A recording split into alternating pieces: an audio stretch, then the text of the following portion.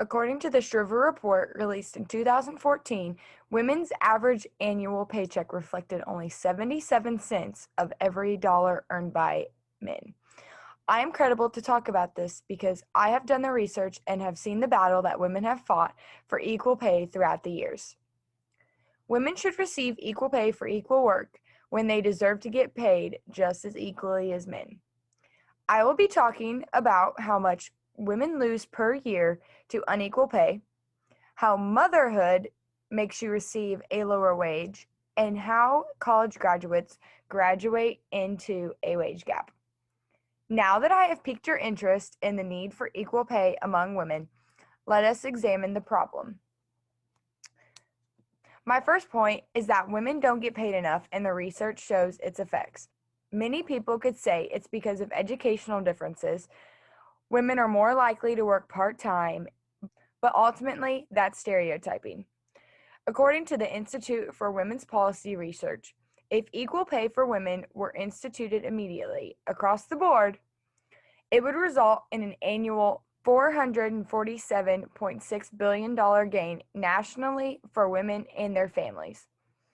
Over 15 years, a typical woman loses $499,000 due to pay inequity.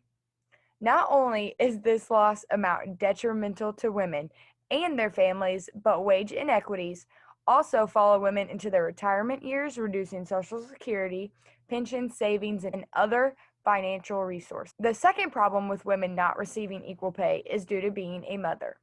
Some factors to why mothers have a pay gap is because they take time off for their children.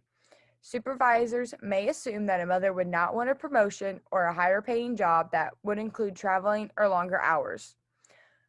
Men often feel no pressure to take parental leave either.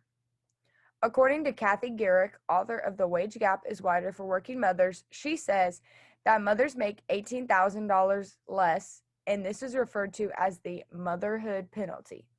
This wage gap is wider than the one between men and women in general in the U.S.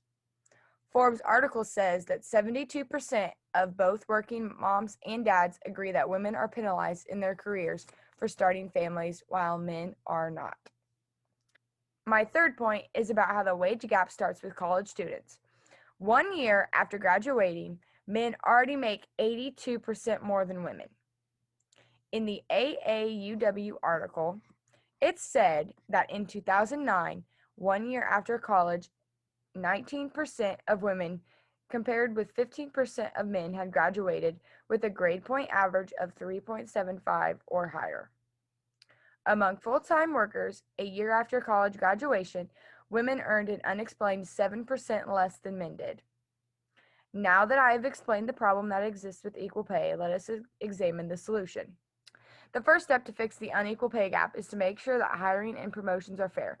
Regular audit reviews and promotions ensure that your company is not rating men more highly and promoting them quicker.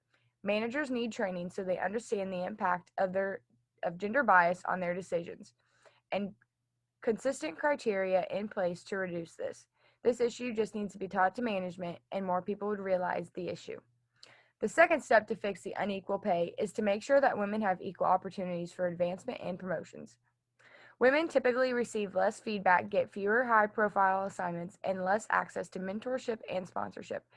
Make sure that women have equal access to people and opportunities that accelerate careers and are not stuck with office housework. The third step to fix unequal pay is to make it a norm for women to negotiate. We expect women to be giving, and so when they advocate for themselves, they are often seen as unfavorably. This can negatively affect a woman's results of negotiation and their careers and their salary. Make sure women are encouraged to negotiate and are applauded, not penalized. Now that I have provided a solution, let us examine the benefits of my solution and disadvantages if my solution is not enforced. If my plan to fix the wage gap would be successful, women would be held equal to men by management. They would have their worth appreciated and be able to have the same advancements and raises as men. Being a mother would be looked at as a benefit to the company. A single mother would especially benefit from this. A single mother would especially benefit from my solution because she does not have another income to depend on. If my plan is not used to fix the wage gap, women will still be receiving less wage compared to a man. A woman would still be discriminated against, and a single mother could be depending on this because she would have to result in getting another job. Now that I have discussed the benefits to my solution and the disadvantages of my solution, let's examine what we could do. All above, you need to remember that a woman's average annual paycheck reflects only 77 cents for every dollar earned by a man. Women do not receive equal pay for equal work, and they do deserve to get paid just as equal as men. Today, I talked about how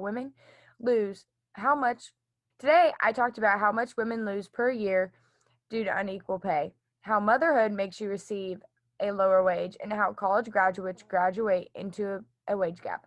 Since you have heard me talk about the wage gap difference between men and women, let's make a difference. I will be showing you an easy way you can make a difference.